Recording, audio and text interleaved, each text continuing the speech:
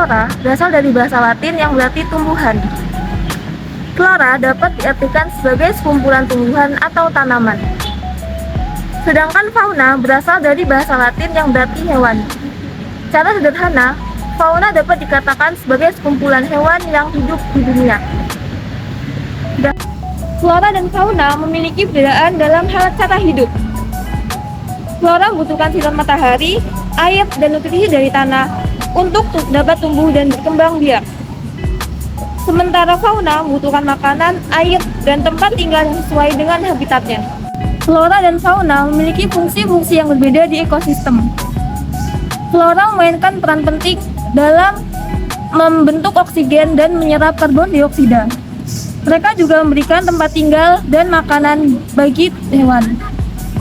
Sementara itu, fauna memiliki peran penting dalam menjaga keseimbangan lingkungan dan berkontribusi dengan menyebarkan biji tumbuhan melalui mobilitasnya.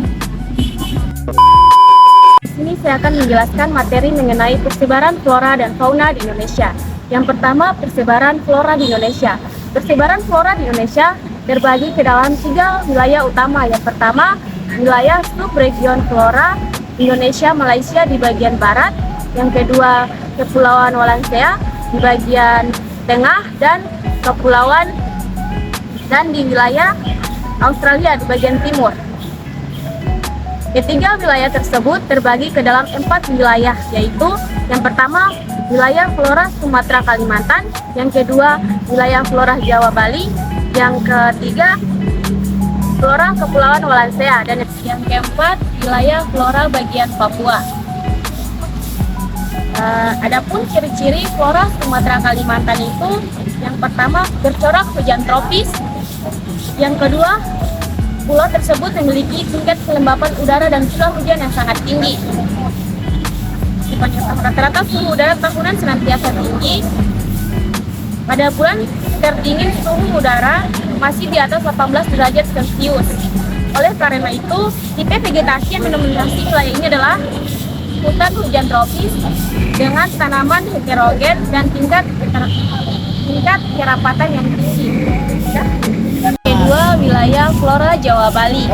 Wilayah Jawa Bali membentang dari barat ke timur, selatan ekuator.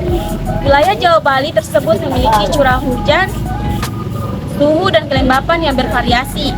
Wilayah Jawa bagian barat memiliki curah hujan yang lebih basah daripada Jawa bagian timur.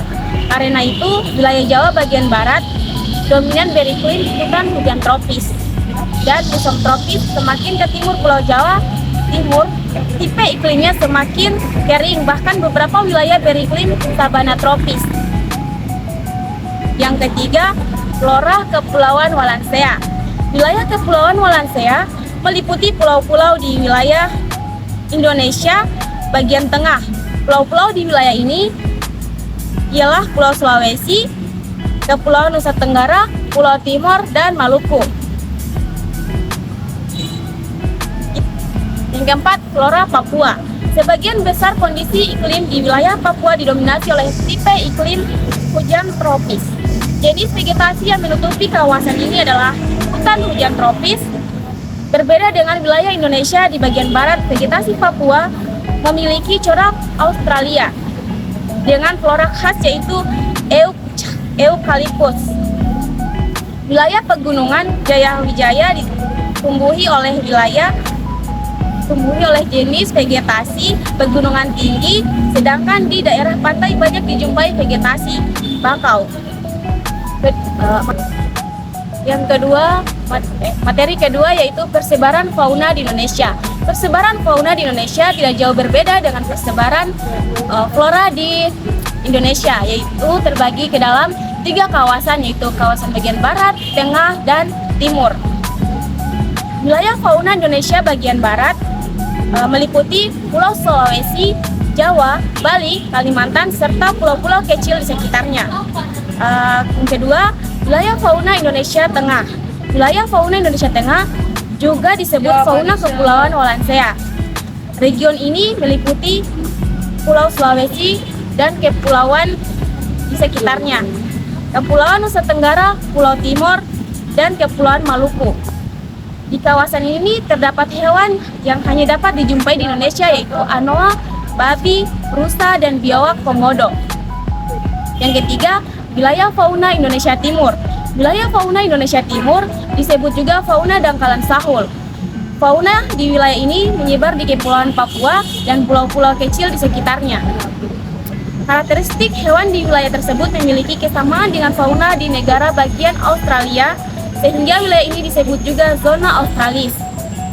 Jenis-jenis hewan yang terdapat di wilayah dangkal Sahul yakni mamalia, terdiri atas kanguru, walabi, landak irian, serta kuskus. Yang kedua, reptil meliputi buaya, biawak, ular, dan kura-kura. Ketiga, amfibi mencakup katak terbang, dan katak air. Keempat, huruf terdiri atas burung nuri, raja udang, cendrawasih, kasuari, kiwi, dan namundur. Yang kelima, berbagai jenis ikan. Yang keenam, berbagai macam seragam. Wallacea adalah wilayah yang mencakup satu pulau Sulawesi, Nusa Tenggara, Maluku, dan Maluku Utara di Indonesia. Dua pulau besar yang terletak di wilayah ini ialah Pulau Sulawesi dan juga Pulau Maluku. Wilayah ini menjadi pusat keanekaragaman hayati karena memiliki tingkat endemisitas yang sangat tinggi. Artinya, banyak spesies yang hanya ditemukan di sana. Sebagai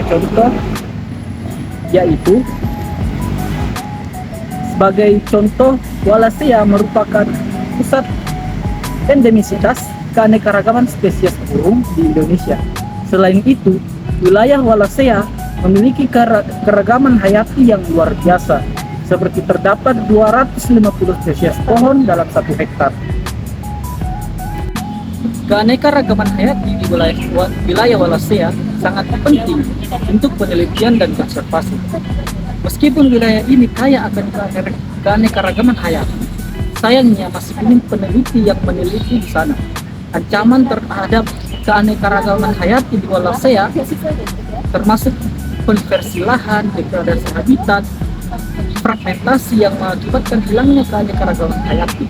Oleh karena itu, perlindungan dan konservasi di wilayah ini sangat penting untuk mempertahankan kekayaan hayatinya. Dengan keragaman hayati yang tinggi dan endemisitas yang spesies yang unik, Wallacea menjadi salah satu pusat keanekaragaman hayati yang perlu mendapat perhatian dalam upaya pelestarian dan konservasinya. Baik, di sini saya akan menjelaskan tentang bagaimana keterkaitan antara flora Indonesia dengan keanekaragaman fauna. Flora dan fauna memiliki hubungan yang erat dalam ekosistem, di mana keduanya saling mempengaruhi dan bergantung satu sama lain. Di ekosistem Indonesia terdapat berbagai contoh hubungan simbiosis antara flora dan fauna yang menunjukkan interaksi yang saling menguntungkan. Baik, saya akan memberikan 2 contoh hubungan simbiosis antara flora dan fauna di ekosistem Indonesia. Yang pertama yaitu kupu-kupu dan tanaman bunga. Hubungan antara kupu-kupu dan tanaman bunga termasuk simbiosis mutualisme. Kupu-kupu yang hinggap pada mahkota bunga membantu dalam proses penyerbukan, sementara bunga menyediakan nektar sebagai makanan bagi kupu-kupu. Interaksi ini merupakan pertukaran yang menguntungkan antara kedua spesies. 1, 2, 3. Contoh yang kedua yaitu anemo laut dan ikan badut. Hubungan antara anemo laut dan ikan badut juga merupakan contoh simbiosis mutualisme. Anemo laut memberikan perlindungan kepada ikan badut dan sulurnya yang panjang. Sementara ikan badut membantu anemo laut tumbuh lebih subur dengan sekresi yang dikeluarkannya. Kedua spesies saling mendapatkan manfaat dari interaksi ini.